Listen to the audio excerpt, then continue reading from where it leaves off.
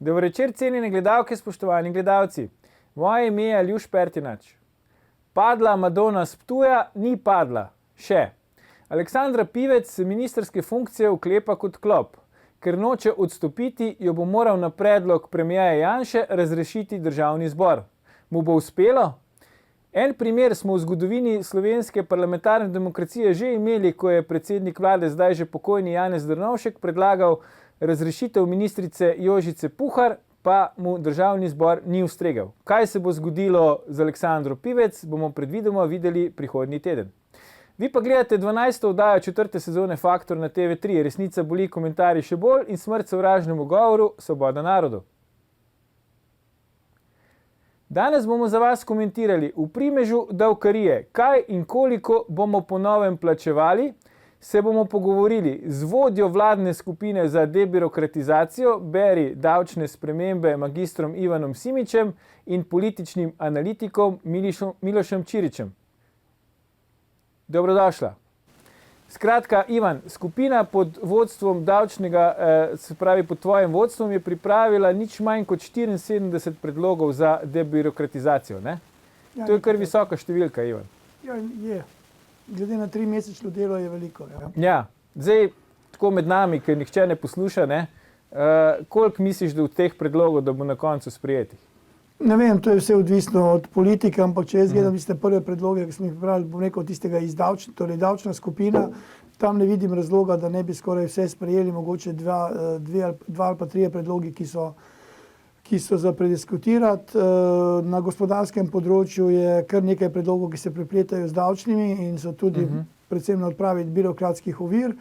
Na področju okolja je pa, bom rekel, dokaj kompleksno, na okolje tudi za gradbeni zakon v razpravi, tako da tam bodo že veliko teh zadev odpravili, ki jih tudi minister Vizjak veliko dela na odpravi, bom rekel, teh ovir, ki jih imajo, bom rekel, tisti, ki gradijo.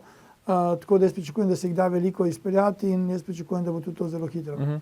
Zdaj, v eni od prejšnjih oddaj smo gostili bivšega finančnega ministra in ekonomista Janeza Šuštaršiča, ne, ki je rekel, da pogreša finančno vrednotenje teh ukrepov, ki jih predlagate. Celo tako je rekel v oddaji, da to ni način, kakršnega se delajo davčne spremembe. Kaj ti praviš na to? Ja, to je mogoče posledica tega, ker Janez ni vedel, kako je bilo to narejeno. Torej, mi smo pripravili predloge, sedaj tisti, ki se ukvarjajo z računi, jih lahko preračunavajo. Jaz pravim, da pri teh preračunih ne potrebujem nekih prevelikih preračunov, zaradi tega, ker so te spremembe minimalne. Torej, če greva samo v dividendah, pri znižanju davka na dividende bo naslednje leto sigurno več davka na dividende, kot ga je letos. V času, ki je bil Janez Šuštaršič minister, so nam uvedli tako imenovani ZUJF, s katerim so uvedli dodatno obdavčitev avtomobilov, pomeni luksuzni davek. Njihovi računalniki so pokazali, da bodo s tem luksuznim davkom pobrali več davka, na koncu so ga pobrali manj, pa še manj DDV-ja. Pomeni, bil je veliki izplen, zato jaz pravim, da ti izračuni, ki so narejeni, število davčnih zavezancev krat stopnja davka, je toliko, če povečam stopnjo davka, bo je več. Ne, moraš gledati tudi odklone, moraš gledati, kako davčni zavezanci reagirajo. In če tega občutka nimaš, potem tudi ne veš, kaj se bo zgodilo. Tako da tudi nekateri, mislim, da se nekateri tudi proti zvišanju splošne olajšave. Torej, mi bi lahko splošno olajšavo zvišali še več, na 6.000 ali pa še več. V Avstriji imajo splošno olajšavo na 11.000 evrov. In zakaj ne bi imeli tako olajšavo? Ja, se to sprašujejo gastarbajterji, se pravi delavci, ki se vozijo na delo v Avstrijo, imajo take predloge. Jaz sočustvujem z njimi, ker je to res velika razlika in morajo v Sloveniji doplačati dohodnino, ampak tudi vsi tisti drugi, ki delajo v državah, ki imajo nižjo obdavčitev kot Slovenija, morajo v Sloveniji doplačati dohodnino.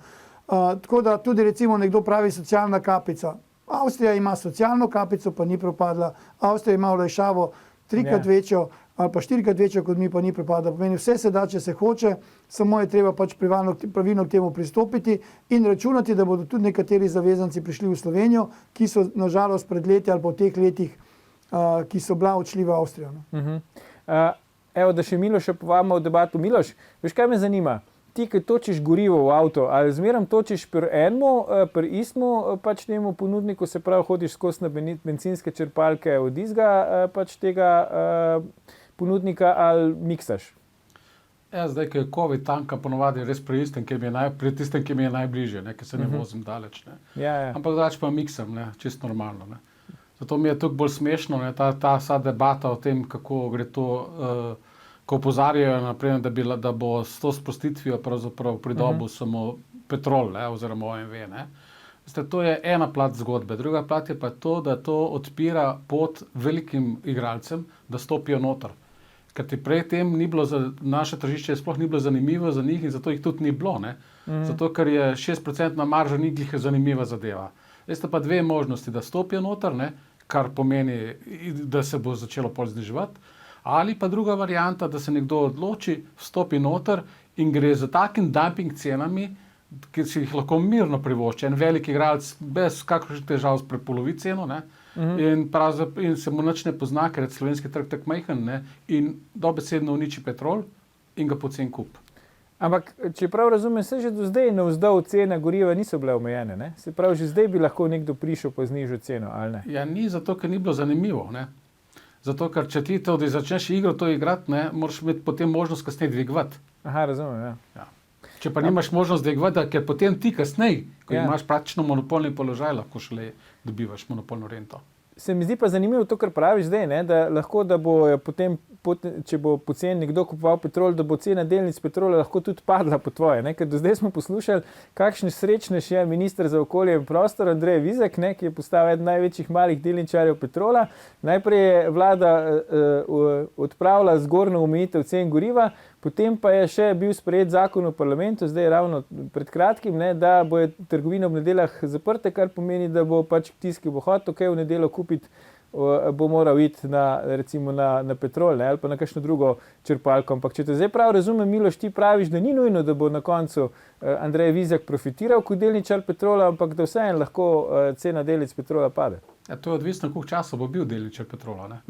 Lahko v prvi fazi seveda bi moralo se to poznati nekaj koristiti Petrolu in vsem igralcem.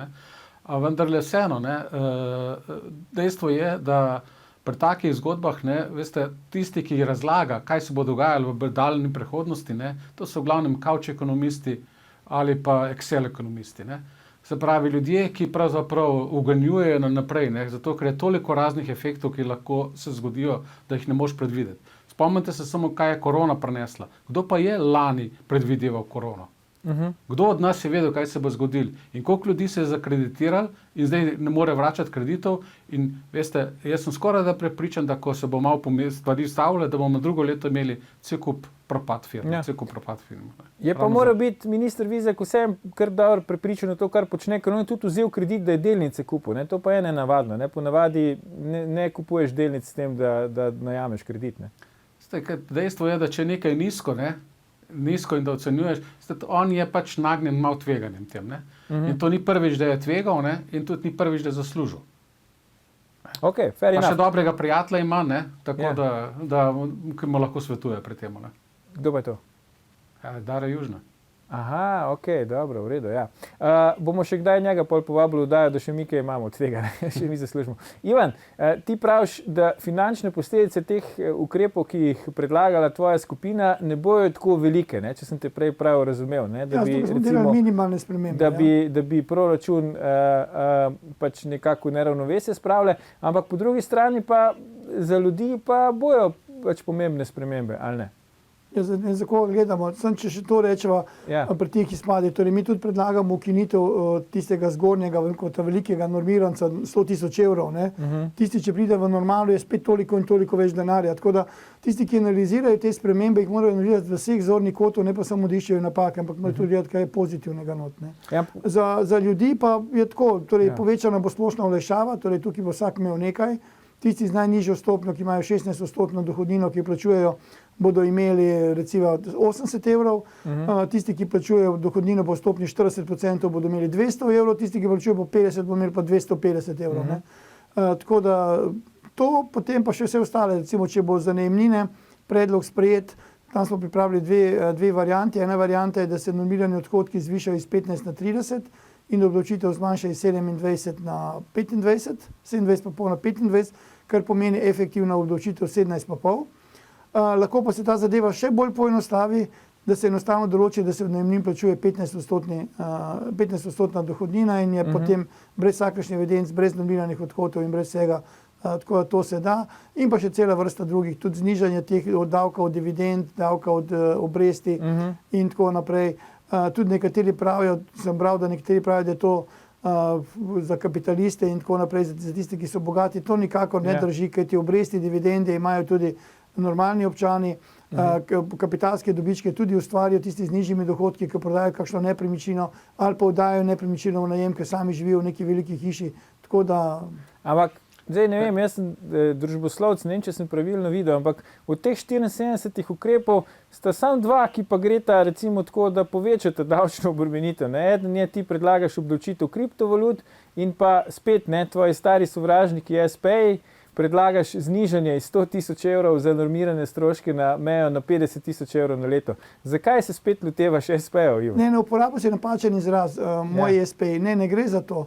Gre za to, da pavšalna obdavčitev pomeni, da obdavčiš pavšalno nekoga, ki ne posluje v velikem obsegu, da ga razbremeniš vodenja poslovnih knjig in tako naprej. Torej, do 50 tisoč evrov to imamo. Do 50 tisoč evrov nisi zavezane za DDV in do 50 tisoč evrov tudi imamo to, da je lahko pavšalni oziroma normirane odhodke pri ugotavljanju davčne osnove. In to je za mene pavšal. To je nekaj majhnega, nekaj v majhnem obsegu. Če to spremenimo v mesečne prihodke, je to 4 tisoč evrov na mesec. In to je lahko ena oseba, ki dela in tukaj jaz ne vidim nobenih težav.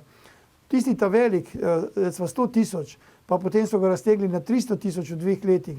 To pa že moraš imeti tudi enega, dva zaposlenega, ker tisti, ki sam ustvari toliko denarja, je vprašanje, s kakšnim poslom se ukvarja in koliko dejansko dela. Videli smo tudi že veliko zlorab na tem področju, tako da... Jaz nisem proti, ampak če želimo delati poenostavitve, naredimo poenostavitve, ki bodo res poenostavitve. Minuto še imamo, preden gremo na oglase, ampak izvoli, Miloš. Meni se zdi pa posebej dobra ena druga stvar. Zdaj, to je prvi predlog, pri katerem se mi začnemo ukvarjati, da postanemo zanimivi za vlagatelje tuje. Jaz ne poznam niti ene same države, ki je uspela s svojim kapitalom. Ti rabiš tuja vlaganja. In zdaj je prvič ena taka možnost in recimo že tista zgodba nad milijonom obdavčitvijo za znižanje tega. Veste, kaj to pomeni? To pomeni, da ti naenkrat pripeleš lahko ljudi iz Monaka sem, ker ti živeti v Sloveniji je super. Zdaj smo nekaj dobili nek imidž, da bi lahko to naredili. Zdaj pa, in s tem bi pa lahko to pripeljali take ljudi. Zdaj pa, če poveste, en, ki plača milijon, pa od 10 milijonov pol ima 10%, ampak on bo v tem času plačal toliko dohodnine, že po normalni poti, da bo za 20-30 ljudi plačal, ki so poprečno plačali. Bomo si pogledali, za 5000. Si bomo pogledali po oglasih, kdo bo prišel, pa kdo bo mogoče odšel, tako da ne bomo iti gledalci, se vrnemo po oglasih, ko nadaljujemo s komentiranjem, kaj in koliko bomo plačevali v prihodnje.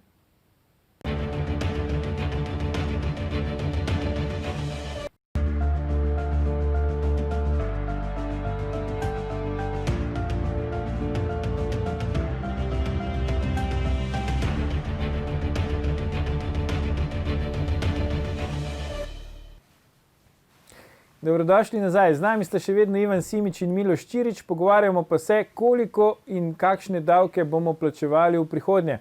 Miloš, predno smo šli na oglase, si rekel, da s temi predlogi, ki jih predlaga strokovna skupina Ivana Simiča, utegnemo kakšne milijonarje iz tujine privabiti v Slovenijo, konkretno si omenil Monako, mogoče najprej kar naše vrhunske športnike, ki se čedalje bolj tja selijo, ampak tale predlog, da se obdavči kriptovalute, pa zna kakšnega slovenskega kriptomilijonarja pa tudi pregnati Slovenije, se ti ne zdi? Ne, zato ker če tisti predlog preberete, kaj je Ivan napisal, tam zelo jasno piše, da je to takrat, ko gre v fiat, se pravi nazaj v normalni sistem.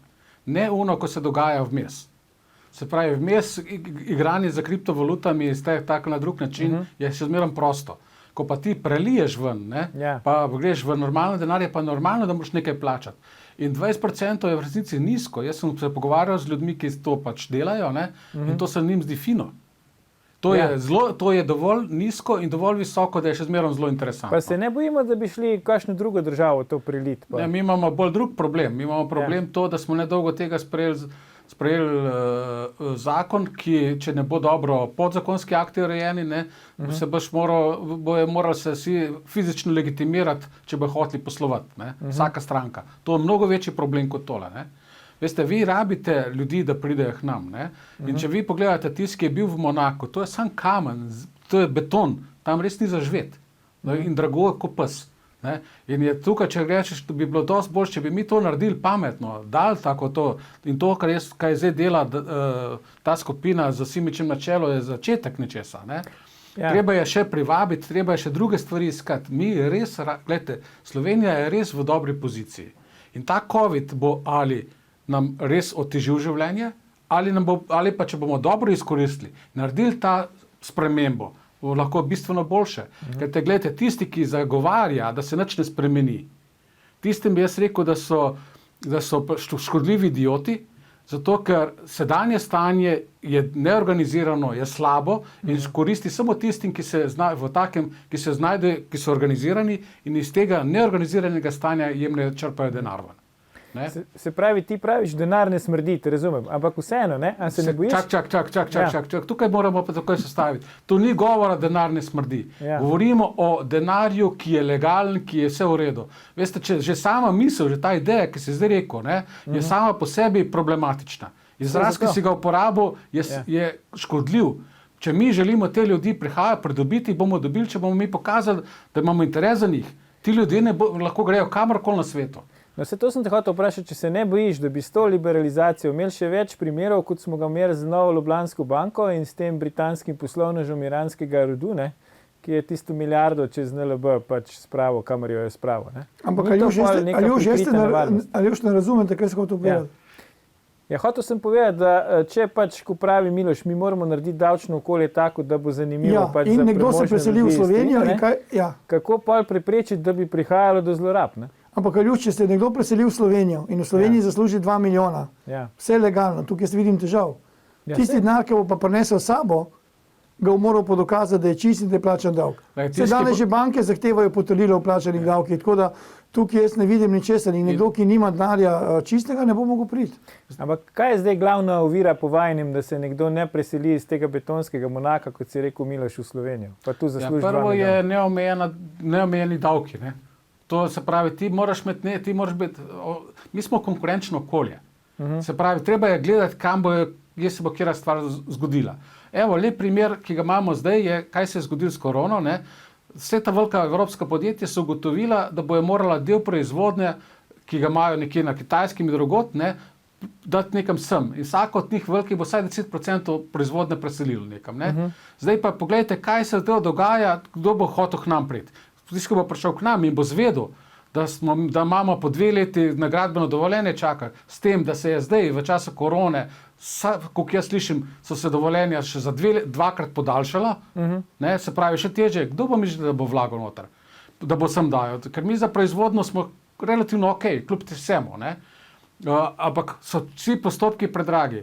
Zakaj so tako počasni? Zato, ker razumeš, potem lahko mutijo ljudje, lahko dobijo podkupnine. Veste, bolj ko imate vi neorganizirano, netransparentno okolje, takšno, ko je naše, ne, bolj ko je nekaj težavo, bolj je to polodno tlo za korupcijo. In mi se bomo zdaj morali odločiti. In zato so ti pogoji, to, kar zdaj dela, kaj je ta skupina naredila.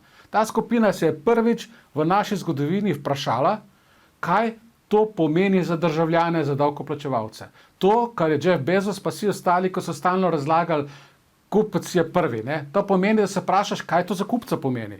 In ta skupina se je prvič vprašala, kaj določeni davki ali način delovanja pomeni za državljana, za davkoplačevalca. In kako to narediti čim bolj enostavno, da bo ljudje čim lažje to delovali. In seveda, zdaj se začnejo neki postopki. Počasi. Če mene vprašate, bi mi morali še daleč naprej. Recimo, jaz ne vidim nobenega pametnega razloga, zakaj imamo fiskalne račune, pa vse ostalo gostinstvo. Zakaj bifeji, pa vse ostali ne grejo na pošale in podobno. Točno se ve, koliko je poslal, mu postaviš in basta. In potem ne bo prav plačevati vse kup stvari. Imamo srečo, da je v najini družbi v vdaji bivši direktor finančne uprave, takrat še davčne uprave Republike Slovenije. Ivan, zakaj lokali ne grejo na pavšale? To se recimo tudi meni zdi zanimivo. Ne? Sej lahko bi imeli neke range, koliko ima pač prometa na leto in od tega pač plača neko fiksno stopnjo davka. To je stvar odločitve. Ne? Se odločiš, da to narediš in sploh pa zdaj, ker imamo nekaj let davčne blagajne, se ve, koliko ima kdo prometa in se da to vse preračunati. In lahko spremljaš stanje. Vse se da preračunati, mogoče se še malo potem doda in je to, tako da to je enostavno, samo odloči se treba. Ampak zdaj, ko smo že ravno pri teh konkretnih primerih, Ivan, ne, zdaj dosti vprašanj dobimo, vdajo, tudi za današnjo vdajo smo dobili glede DDV-ja. Ne. Se pravi, zakaj država vztraja pri DDV-ju na pravilo pač nastanka poslovnega dogodka, se pravi, ko izdaš račun, plačaš DDV, tudi če račun ni bil plačan, ne pa da bi recimo imeli načelo finančnega toka. Kaj ti praviš na to? Načelo finančnega toka imamo že 20 let. In ga izkorišča oziroma ga uporablja manj kot 1% davčnih zavezancev.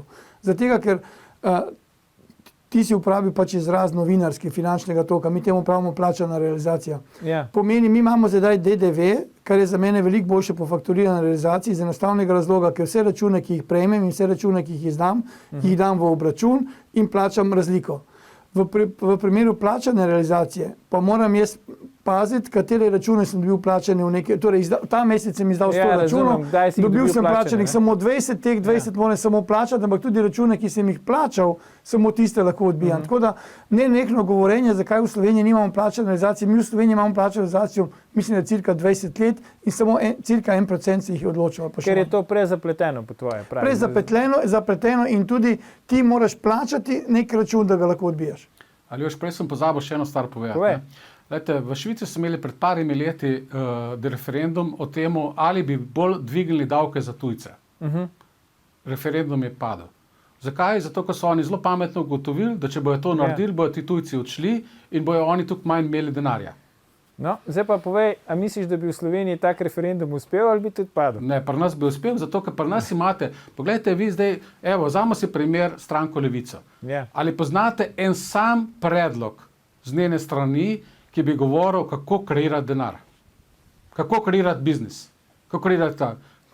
To so sami predlogi o delitvi. To ni njihova vloga, veš. Vem, ampak nasplošno, gledajte, vi imate načeloma ljudi, ki se razmišljajo o tem, kako kaj kreirati, ustvarjati, imate ljudi, ki razmišljajo, kako deliti. In to je vse do nekje v redu. Problem je, če oni, ki delijo, prevladajo. In če prevladajo v napačnem trenutku. In zdaj v tem trenutku je za nas najpomembnejša stvar, da se čim bolj posvetimo kreiranju, zato ker je zgodovinski trenutek, kot sem že prej povedal, COVID je naredil nekaj stvari, ki se nam res lahko koristijo, če jih bomo izkoristili.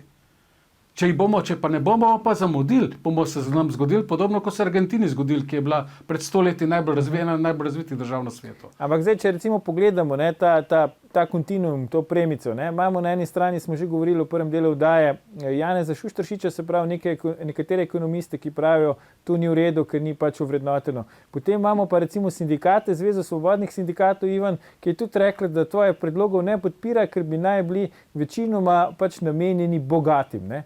Zdaj me pa zanima, Ivan, kako je zdaj s tem bogastvom v Sloveniji? A mi imamo neko realno predstavo o tem, kdo je bogat? Zdaj, kdo je bogat dejansko? Nekdo, ki pač ne vem, koliko moraš zaslužiti na leto, da si bogat? A sploh je dovolj, da ti recimo delaš, si nekje zaposlen v nekem statusu pogodbenem, pa s tem služiš denar, da si potem bogat, ali moraš imeti neke pasivne prihodke, da se kvalificiraš za bogataša? Jaz sindikate popolnoma razumem, torej oni morajo nekaj govoriti, da se jih slišijo, da pokažejo, kako se borijo, rekel, za neke svoje člane. Gre za to, da v Sloveniji imamo progresivno dohodninsko lestvico. Pomeni, vsi tisti, ki zaslužijo več, plačajo več. To pomeni, jaz želim, da bi bil cilj vseh, da zaslužijo čim več. Jaz sem delal ene izračune, primerjalne, bom čisto enostavno povedal, vzel sem bruto plačo 952, recimo, da so to tisti, ki niso bogati, ne? In plačo 6000 bruto, recimo, da so to tisti, ki so bogati, ne? Torej razmerje med tema dvema plačama je 6,3 kratnik. Ne? Ja, en 6-kratnik recimo. 6,3, izračunano točno. Ne? Razmerje pri plačilu dohodnine je pa 26 kratnik. Se pravi, tisti, ki zasluži 6000 bruto, on plača 1800 evrov, on, ki zasluži 952 bruto, pa plača 70 evrov pa še neki dohodnine. In normalno je, če mi povečamo splošno državo. Kjerokoli spremembo naredimo na davkih, ta sprememba se odrazi na progresiji. Pomeni, tisti, ki je prej plačeval več, ima več od tega. Zato pa, kot vidim, torej že zdaj poslušam sindikate, vidim, da sindikati zagovarjajo enotno davčno stopnjo. Pomeni, da vsi plačujemo davke po isti stopnji in potem nimamo težav. In jaz se pridružujem tem njihovem predlogu, da bi v Sloveniji uvedli enotno davčno stopnjo in potem bomo imeli vsi enako. To si zdaj zelo prefrigan povedal. Ne? Me zanima, kakšen bo odziv pač Lidije Jerkič, predsednice. No, še to bi odvedel. Torej, Ja. Lidija Jerkič in ti sindikalisti, torej mislim, da oni vsi imajo mojo telefonsko številko, bi me lahko poklicali, bi se usedeli 1 uro, 2, bi šli skozi te predloge, jaz bi jim obrazložil, kaj sem kje mislil, kaj to pomeni pri nekaterih za nižjimi dohodki in višjimi. Ne? Torej, jaz pravim to, kar smo prej govorili, zakaj niso narejeni izračuni. Jaz izračunov enostavno ne rabim. Jaz lahko čez palec povem, kaj se bo zgodilo, ker če bi jaz v svoji poslovni, bom rekel, v podjetniškem življenju, zgodovini, se ukvarjal vsak dan s preračun, jaz ne bi danes imel ničesar.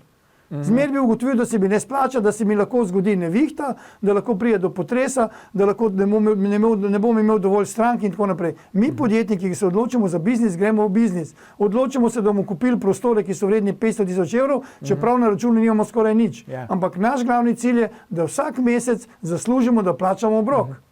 In da najdemo banko, ki nam bo to financirala. Ko si že omenil pač to svojo podjetniško pot, ne? Saj imamo tudi eno grafiko, ki je v bistvu tvoja grafika, imaš na spletni strani Simič in partnerji, lahko pogledamo, ne? Pač Slovenija. Se mi zdelo, da je to kura od faktorjev. Ja, evo.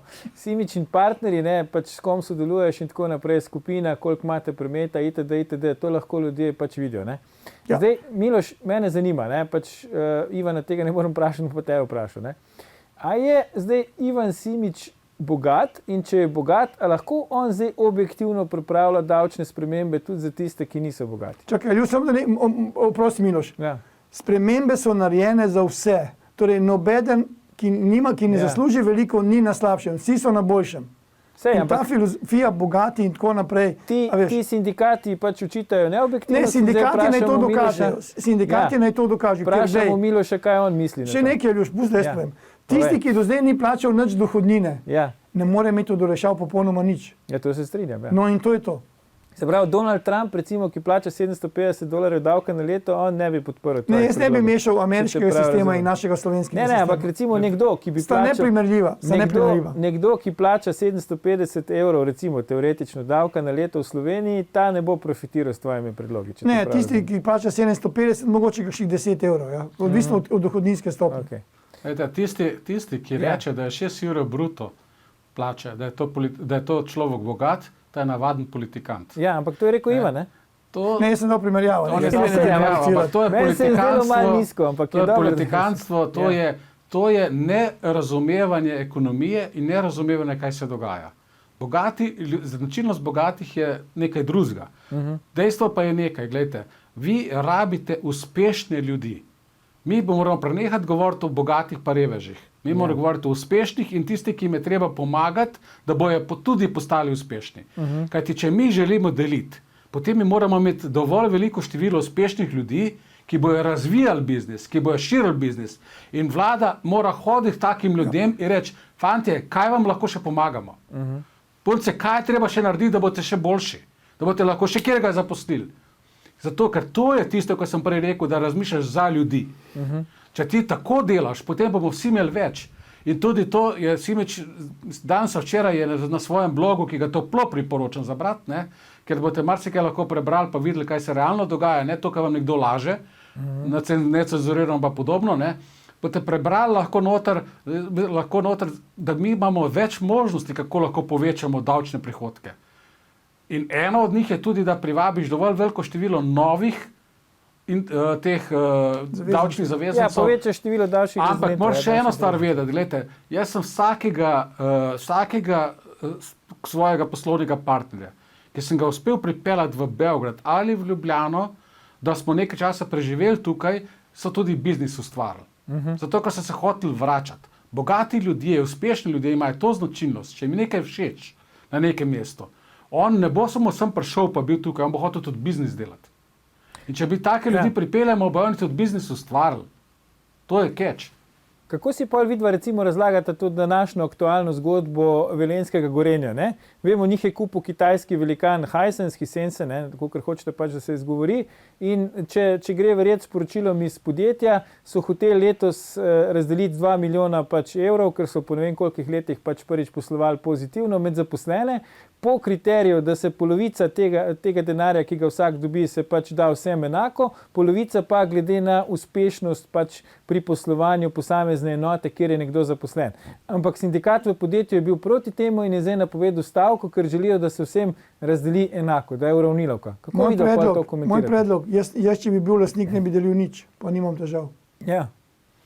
Ampak imaš pa problem, ker je stavka, recimo, pač ni proizvodna, ne teče, ne moreš naročil izpolnjevati, poslovna škoda nastaja. Ali govoriti o stavki, ki se deli denar med zaposlenimi, mislim, meni je to prosto. Ja, se zato pa sprašujem, ne? Jaz nimam komentarja. Miloš? To ima lahko posledice točno to, kar je že prej povedal Simič, ne? In sicer to, da ne bojo naprej več delili, ne? Da bojo rekli, veste kaj, če nočete, pa ne rabite. Ali pa druga varianta, ki je pa še tudi možna, da bojo razmislili o nadaljnjih vlaganjih. Veste, to je tako nerazumna poteza za vsakega vlagatelja, tako do te mere nerazumna, da se lahko reče, da se bo vprašal, kakva je pa to država. No, vse, ko si ravno državo omenil. Zdaj, če gre verjeti tem sporočilom pač PR službe iz podjetja, so enako naredili na Slovaškem pa v Srbiji, oziroma predlagali, tam se ni bilo težav s tem. V Sloveniji imamo pa s tem probleme. Kaj nam to recimo pove?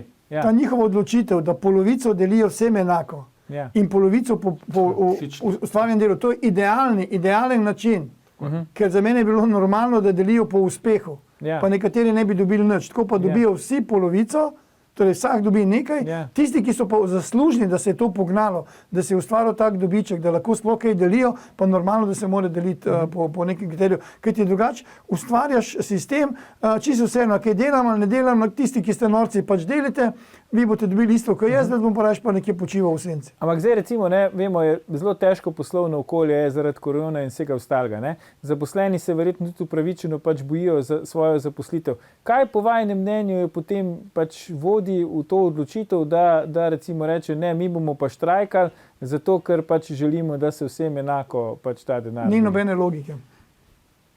Jaz raje ne bom komentiral, ker tisto, kar bi povedal, boš, da ne slišijo gledalci. Zato sem pa jaz rekel, da ni nobene logike. Ja, ok, dobro.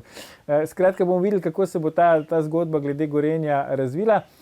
Ivan, si ti kaj sam pri sebi vseeno, te moram to še enkrat vprašati, si postavil kakšen standard, da boš ocenjeval pač uspešnost teh svojih 74, koliko jih je že predlogov, potem koliko jih bo sprejetih, v smislu, da boš zadovoljen, če jih bo toliko in toliko sprejetih, ali pač nimaš tega nobenega odnosa? Torej, na teh predlogih je delalo cirka 40 oseb v vseh 3 podskupinah in potem v strateškem svetu. Mi smo pripravili predloge, ki smo jih lahko v teh 3 mesecih pripravili, sedaj pa na tisti, ki odločajo, oziroma politiki, da vidijo, kjer so sprejemljivi in da jih sprejmejo.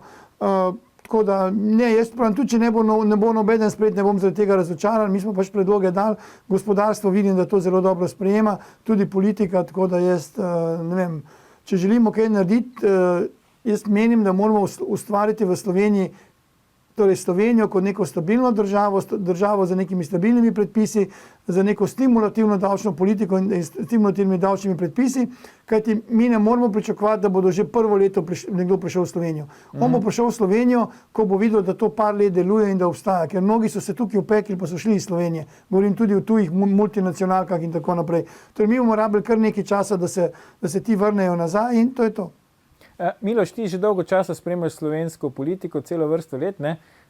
Pol vladnega mandata načeloma je že mimo, vlada se je na novo sestavila letos pomladi, čaka nas še predsedovanje Evropski uniji v drugi polovici naslednjega leta.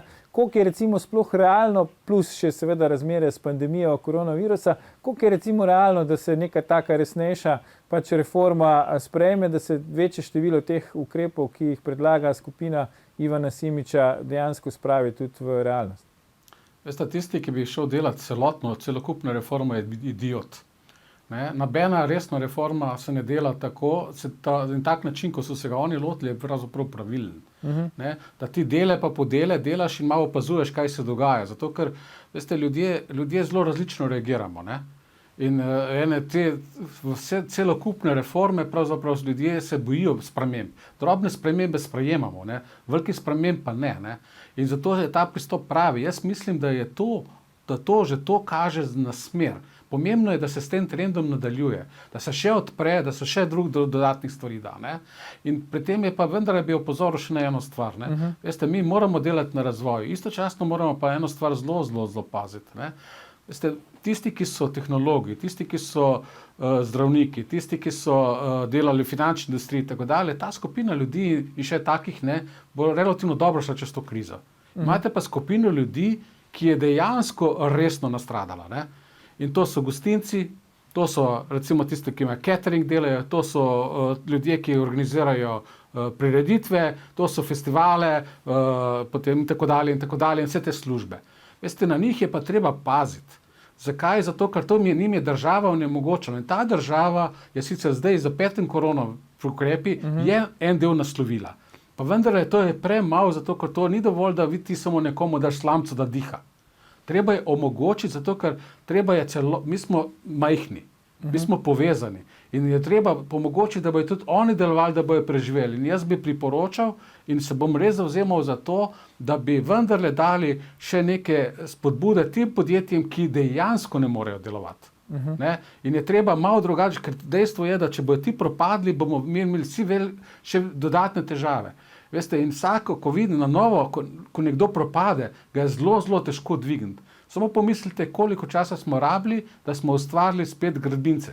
Ko smo po nepotrebnem, po neumnosti, dobesedno neumnosti, uničili par firm. Ampak vseeno, zdaj, če tako pogledamo, pač država je že veliko dala v teh proti-korona ukrepih. Zdaj, če sem prav te razumel, Ivan, ti si rekel tam čez prst, okoli 200 milijonov bi bilo izpada tudi davčnih prihodkov. Jaz sem čisto vsekal, kar vi predlagate, tudi plusov, ali pa tudi recimo 100, sej ni važno, ne? Čakaj, zdaj bom pa tako kot Katarina zadnje, čakaj. Aha, ok, v redu, ja. Se pravi, 200 milijonov ali pa tudi, če rečemo 100, Miloš, koliko časa si še to lahko privoščimo? S kje bojo pa potem prihajali te prihodki pol v proračun? Da bomo lahko vse to, kar smo prej pravila oba dva z Ivanom, kar smo razlagala, ne? Dejstvo je, da mi moramo pripeljati nove ljudi. Točno tako. Če tega ne bomo naredili, bomo plačali previsoko ceno. Ja. Zato moramo narediti sistem, da bo omogočil in zato je treba najti. Jaz bi celo glede na situacijo, kako je in na to, da je v Arsu katastrofa od katastrofe, pa še kaj drugega, je treba najti še kakšne drugačne, odpreti nek urad za velike investicije, ki gre lahko čez zapele stvari ali pa karkoli drugega. Mi moramo ojačati, pripeljati firme, pripeljati ljudi, ki bojo na novo ustvarjali. To nam šele omogoča, da bomo lažje preživeli. Ivan, lahko bolj natančno, prej smo začeli, pa nisem vedel, koliko en človek, ki gre nad milijonom, za koliko ljudi on pravzaprav Ivan po tvojem poprečnem. Ne, da prideš do milijona, moraš plačati 500.000 evrov dohodnine. To je za koliko ljudi poprečno? Zdaj pa, če greva sam preračunati, če imamo tisto plačo, ki sem jo prej prikazal, 952, je bilo 70 evrov. In zdaj računi 70 evrov v 500.000, koliko zavezancov ima. To meni, da, glej. Ja, po drugi strani je pa verjetno tudi res, da če hočemo 100 milijonov nadomestiti, bi rabili 100 bogatašov, ki bojo plačali po milijon evrov davka na leto. Ne? Glej, oni ne bojo plačali. Še nekaj, Ljuš. Ja. A ne mora enka država reči davkoplačevalcem, dragi davkoplačevalci, mi vas imamo radi, mi smo se odločili, da vam letos v koronu časa z davčnimi reformami podarimo 100 milijonov. A je to tako težko reči? Ja, mislim, meni se zdi, kot davčnemu zavezancu to super. Mi tukaj razpravljamo o 100 milijonih, recimo kakorkoli je, pa mislim, da niso tukaj razpravljali o Tešu, kjer se bo zgubila milijarda. Ja. Dajmo mi govoriti o izgubljenih projektih.